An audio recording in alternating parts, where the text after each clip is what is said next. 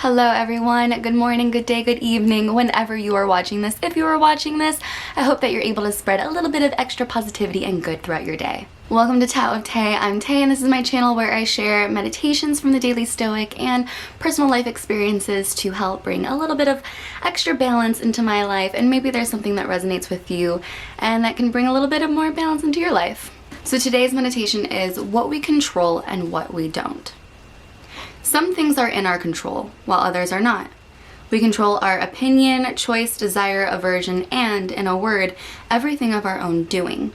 We don't control our body, property, reputation, position, and, in a word, everything not of our own doing. Even more, the things in our control are by nature free, unhindered, and unobstructed, while those not in our control are weak, slavish, can be hindered, and are not our own. Epictetus from Enchiridion. I'm not even going to attempt saying that.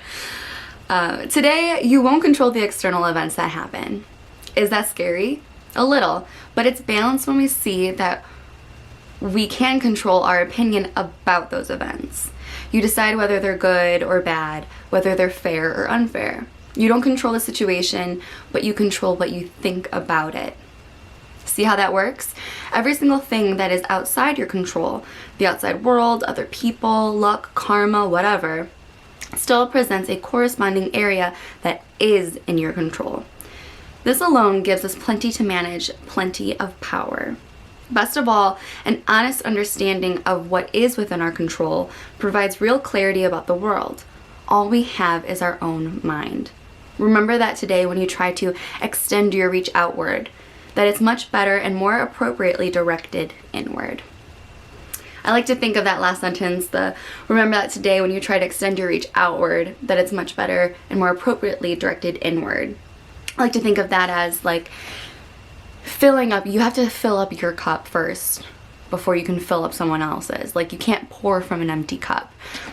Or a better example would be, you know, when you're on an airplane. Haven't done that in the longest time, but when you're on an airplane, you know, if there is a state of emergency and the masks drop down, your initial thought, especially as someone like a mother or, you know, like a guardian, a parent, father, grandma, whatever, your initial reaction would be like, oh my god, I have to put the mask on, you know, my child or, you know, the person that I'm caring for. But you have to put that mask on first, yourself. Then you can assist the person next to you. And yeah, there's things that we have no control over. The external world. You know, you can't help what's going on outside, but you can control how like you react or respond to it. A good example that I personally experienced over the last summer and fall, you know, when it was nice out and we could socially distance outside at like a local brewery or local restaurants and things like that. I've been cooped up in the house for months and months and months for like, you know, a half a year. And so the one chance that I'm like, all right, I can do this in a safe, socially distanced way. I can still go out. I can still enjoy something here and there in moderation, you know, holding myself responsible in that manner. But it was like the one chance that I got to go out, got to experience like something else other than the house and something other than like my own cooking. And I'm sitting there and I'm enjoying the good beer, I'm enjoying and I'm sitting there and I'm enjoying the food, I'm enjoying the beverages, and I'm just enjoying this moment of like, oh my god, this is just a different location than what I'm used to for the last like 6 months or whatever. And then, so I had like that peace, I had like that state of peace and of mind right then. But I couldn't help that maybe the table 6 feet away from me, you know, they're talking about politics, they're talking about Trump, and like not in the way that I would, like, yeah, like fuck that guy. No, they might have been like pro he who shall not be named and things like that. And And you know, I try to like drown it out. I'm like, okay, don't focus on them, focus on yourself, focus on, you know, find the things that you can be grateful for in this moment. Try to like drown them out. And then it would just get like so much. And then once it got closer to the election, I just felt like everywhere I went, it was like pro the other side, and I was like, I can't handle this. And what am I trying to say? And it got to the point where I'm like, you know, all I wanted was just this one moment to get out of the house, to enjoy something different. And then, but I can't help the environment. I can't help that those people are out there. They have their own opinions. They're just trying to, you know, they're just living their lives. But in the moment, I'm like grinding my teeth. I'm getting all heated. I'm starting to sweat. I just want to get up and be like, shut the fuck up, or, you know. But instead of that, that would be my way of reacting to the situation around me. But what I've learned, because it's not fun for me and it's not fun for, you know, for the person that I'm with, instead of reacting, I had to start responding. And I'm like, well, I will just get my food to go and I won't sit out here. And that way I don't have to listen to this stuff.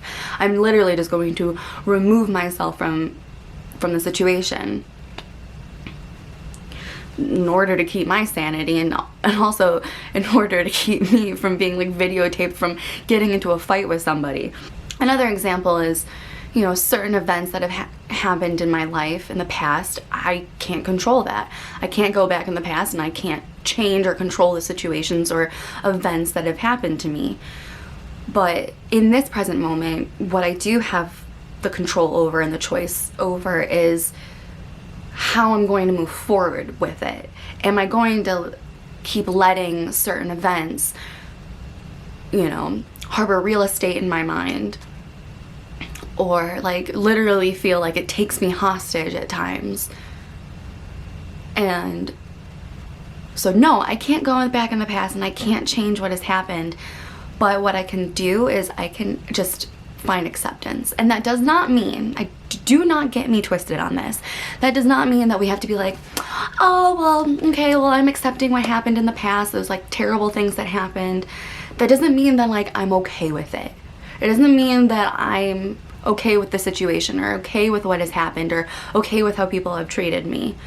Acceptance to me means more of like, I'm accepting that these things happened, but in order to move forward and to stop letting them take me hostage and to stop letting it have real estate in my mind, if I accept that it happened, then I can finally like move forward and I can finally start to like even just like deal and process and heal through certain events that have happened. Again, it doesn't mean that it's like, oh, okay, well, it's okay that happened. No, it's not okay. And it's not okay what you did to me. It's not okay what events transpired. But I can just accept that they happened.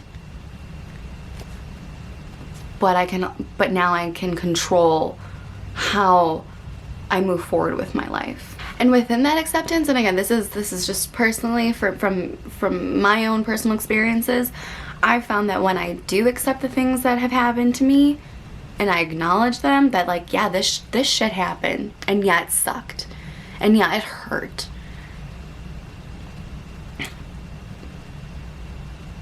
but now the acceptance and moving through it and moving forward with it, I feel like I could take the power back. Because for so long, I feel like my power was taken from me. Like I was stripped away from everything. I felt so helpless and hopeless. But going inward and working through those things, it really does. It gives me a sense of like, I have that power back. And like Glennon Doyle says, you know, we can do hard things. We might not think that we can, but we can. And you know, this is life. We've all had good and bad and everything in between happened to us, and we've also, you know, we might have been the perpetrator, we might have been the protagonist in our story, we might have been the antagonist in our story.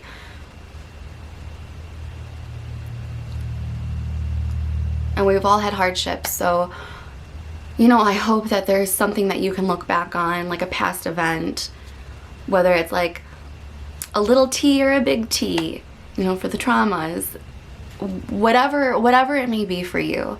I hope that you're able to stop letting something ruminate in your head, to stop letting something hold such real estate in your mind, to stop holding you hostage.